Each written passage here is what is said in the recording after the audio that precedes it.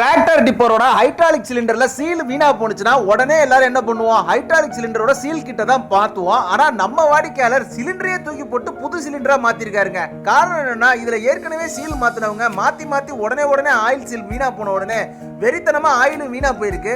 இதுல லாஸ் ஆன வாடிக்கையாளர் ஒரு கட்டத்துல வெறுத்து போய் புது சிலிண்டராகவே மாத்திருக்காரு.